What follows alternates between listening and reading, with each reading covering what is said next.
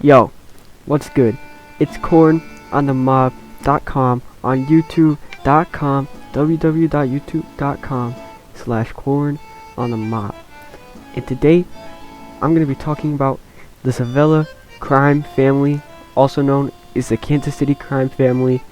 Being as I am from Kansas City, I wanted my first video to be something that I could relate to and something I'm knowledgeable on. So, first, I'm going to start with some general facts about the family. Alright, so to begin with, the Civella family was founded in 1903 by Paolo Di Giovanna and his brother, both of which were mafioso from Palermo, Sicily, and had already established a name for themselves back in the old country. The Civella family was the first and also the most notable and the most powerful KC crime family, and the only one that is still active today.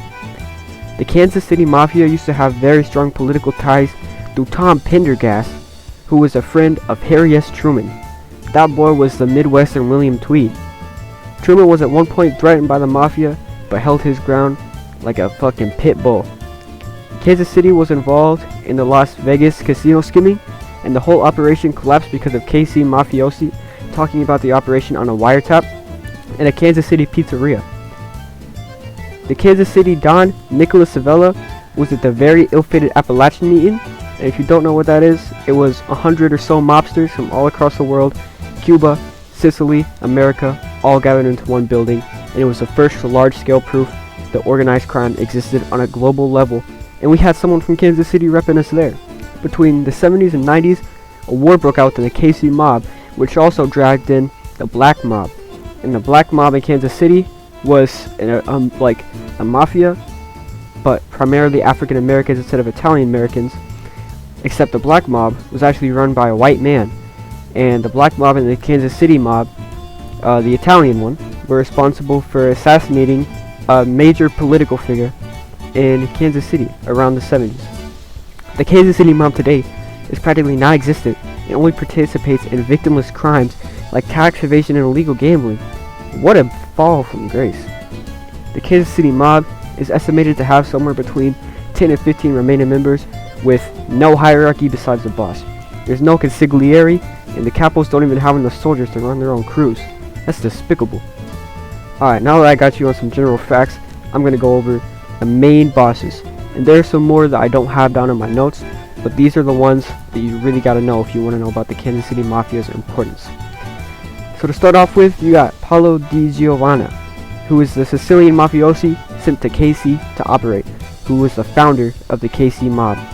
There wasn't very much known about Paolo, but he had control over a few neighborhoods and some rackets in Kansas City, and he also played a bigger part in control later, so it's implied he had a lot more power, but not too much was known about the man. Next in control was James Ballesteri.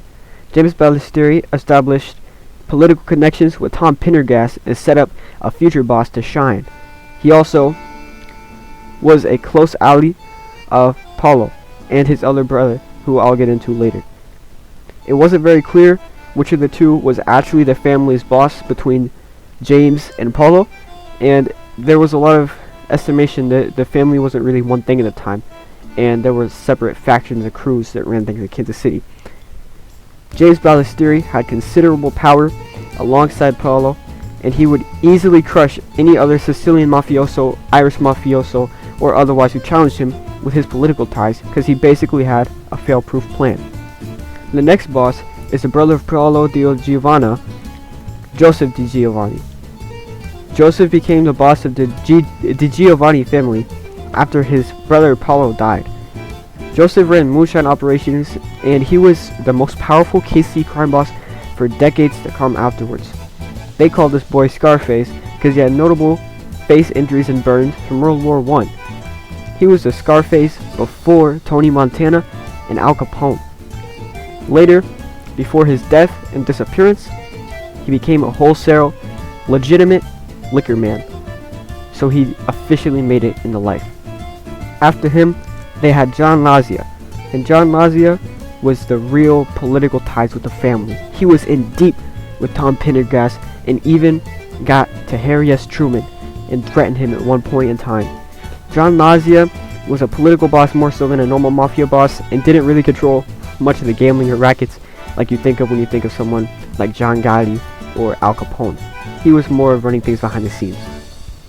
He had connections to the DiGiovannis and Ballestieri, so he was in deep with all of the most powerful bosses and political figures at the time. He was a real hustler.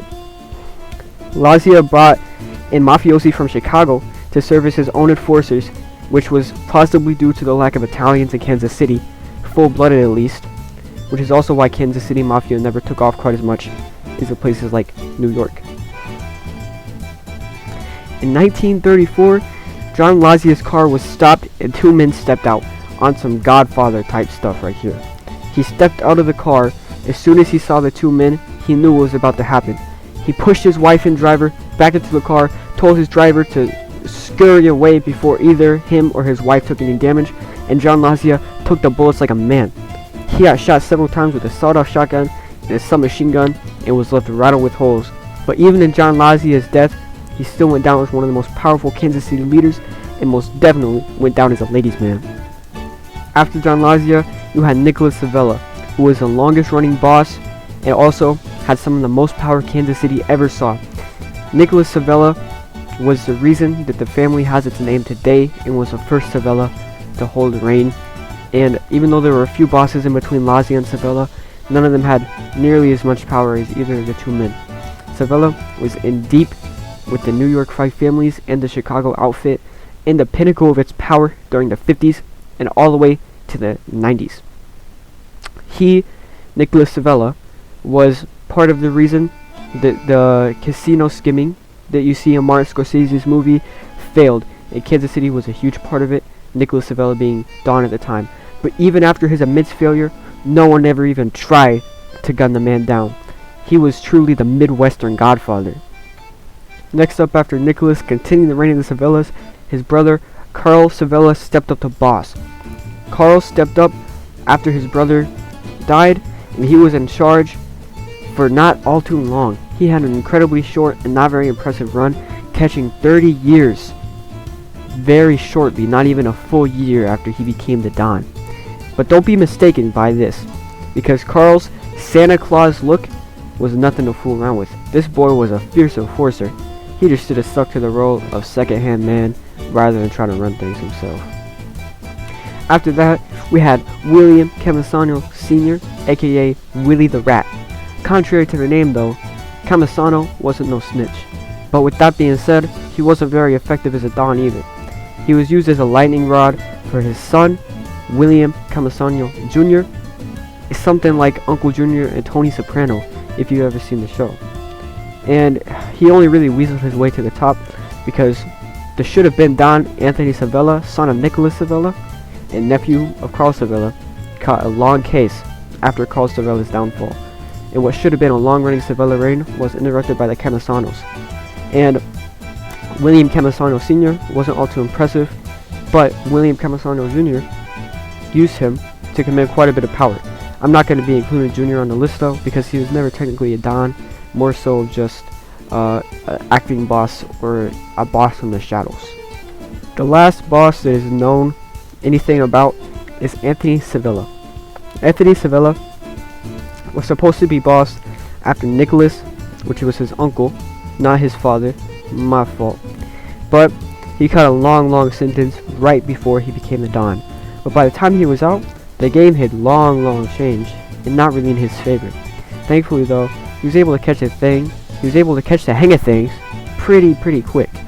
And he was very powerful with his gambling rackets and kept Kansas City in people's mouths. He kept them in power and he kept them with some respect. But unfortunately, he got locked up not too long after his reign for buying and selling counter-profit prescription pills. He tried to be a kingpin and he really should have stuck to being a Don. Alright, now that you know what all the bosses on my list are like, I'm going to go ahead and rate them in order from best to worst. Starting from the very top, we got Nicholas Civella.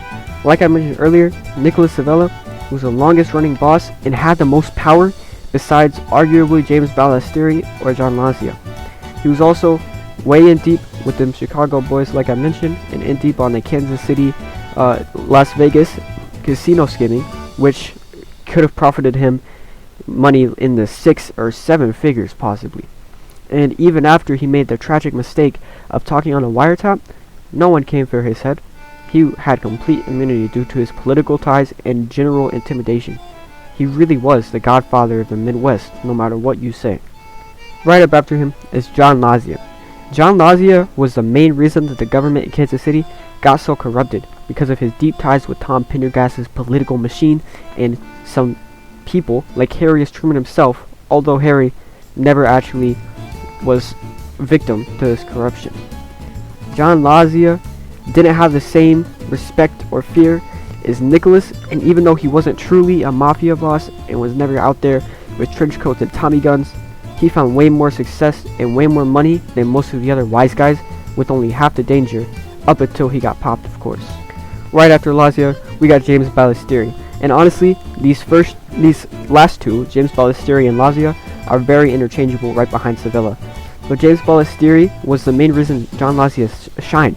He walked by setting up ties with Pendergast so that boy, John Lazia, could run and really corrupt the Kansas City government. Ballesteri was like the Italian Splinter, pizza slinging and all, because of the way that he trained other mobsters. He literally would go out and teach them how to kill something like Clemenza from The Godfather. Although the Italian Splinter was fine with sharing his title as the Don, back in his day, he was the one who really shone above all else. Up next, we got Joseph DiGiovanni, one of the OGs, and related to Paolo DiGiovanni, who started this whole thing to begin with. Joseph might not have done anything too crazy notable, like Civella being in on Las Vegas, or like Lazia, who basically single-handedly corrupted the entire Kansas City government through his ties, but he was most definitely respected.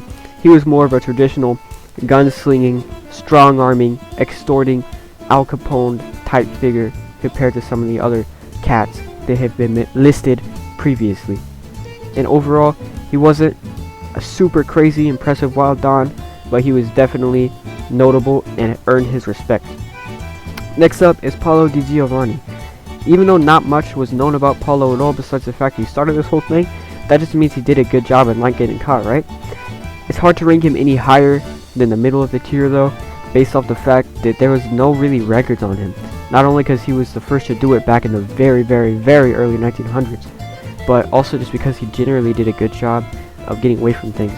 So for all we know, he could be way weaker or way more stronger than how I have him on this list, but we'll never know. And honestly, I don't think any new information is going to be coming up about Paolo anytime soon. He's long dead, as with the Kansas City Mafia. Next up, we got Anthony Civella, nephew of Nicholas Civella. He was meant to be boss after Nicholas, but like I said, he caught a long stretch right before he could become boss, and that definitely hindered him. Had he became boss in a time where law enforcement was less strict and his enemies were less powerful, maybe he could have done something with it, especially since he would have been around in the time of Kansas City's close ties with Chicago and the whole skimming operation in Las Vegas. But unfortunately, that's not how the cookie crumbles. And even though he did do an okay job while he was out, keeping Kansas City in people's mouths when it comes to gambling, he got locked up pretty fast selling prescription pills. So, I don't know. He wasn't too crazy notable. Next up after Tony Civella, we have William Camisano Sr., aka Willie the Rat. Now, Willie, he did a pretty decent job running rackets and gambling operations, but he was really just like a lightning rod for his son, William Camisano Jr., who made all of the big power move plays. So I can't really rank him any higher, and that's why he's so close to the bottom of the list, because he was mainly just used as a puppet and really didn't do anything all too notable or crazy. Now at the very dead last spot, we have Carl Civella. Carl Civella wasn't even Don for a full year, and while he was Don, he was honestly not that impressive. He was a very lethal enforcer, like the Kansas City's Luca Brasi, but when it came to the position of boss, he didn't fit the title at all. He just couldn't run things on a large scale like his other brethren did, Tony, and especially Nicholas. So overall, with all this in mind, what do I rate the Kansas City Mafia out of 10? I'd say about a 7, maybe an 8 out of 10, because the Kansas City Mob had a lot of control over politics and gambling in its prime The fall off was astronomical though, I mean, what can you say? And after the loss of Nicholas Civella, everything really took a turn for the worse. I mean, they still had a fair amount of power in the 70s and 90s, enough to get people knocked off for disrespecting them. But nowadays, the Kansas City mob only has 10 members or so. They're more of a little get-together group, if anything. And with no traditional mafia structure, and the fact that they run online gambling scams, that's not exactly what you think of when you think of Italian gangsters from Kansas City. But hey, I guess there's money in it. Thank you for watching my fantastic, phenomenal, extravagant Civella Mafia family review. Next up, we're going to be doing the DeCavalcante family from New Jersey, aka the Real Life Sopranos, so stay tuned for that. See you guys next week.